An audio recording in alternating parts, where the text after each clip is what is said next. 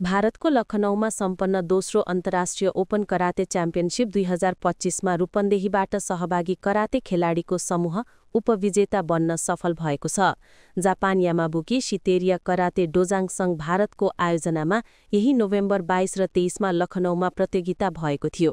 प्रतियोगितामा भारतका आज प्रदेश र नेपालको रूपन्देहीको मायादेवीस्थित सगरमाथा डोजो सहभागी थिए। नेपालबाट सहभागी सगरमाथा डोजोले विभिन्न तौल समूहमा स्पर्धा गर्दै स्वर्ण, रजत र काँस्य पदक जित्दै समग्रमा उपविजेता बन्न सफल भएको हो। सगरमाथा डोजोका मुख्य प्रशिक्षक आशिष कुर्मीले उपविजेता बनेपछि आफूहरूमा हौसला मिलेको जनाए। उनले तौल समूहमा खेलाडीहरूले उत्कृष्ट खेल कौशल देखाएको जनाए।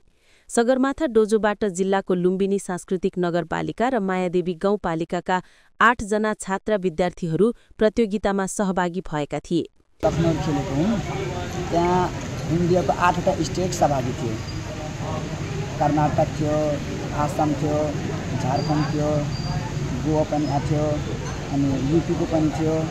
यस्तो विभिन्न 8वटा थिए। अनि हामी त लुम्बिनी प्रदेशदेखि भनौँ न अब नेपाल तर्फदेखि हामी थियौँ सगरमाथा डोजोको खेलाडीहरू। योभन्दा पहिला पनि हामी झारखण्डमा पनि जितेका छौँ। त्योभन्दा पहिला बनारसमा पनि खेलेछौँ, गोवादेखि पनि जितेका छौँ। यसमा एज 12देखि 15 मुनि थियो। कोही बहिनीहरू 14को हुनुहुन्छ, कोही 14-15 सब बहिनीहरू हुनुहुन्छ। त्यसमा एज 40, 45, 50। प्रशिक्षक कुर्मीका अनुसार प्रतीक्षा कुर्मीले 40 केजी तौल समूहमा गोल्ड जितेर विजेता बनेकी छन्।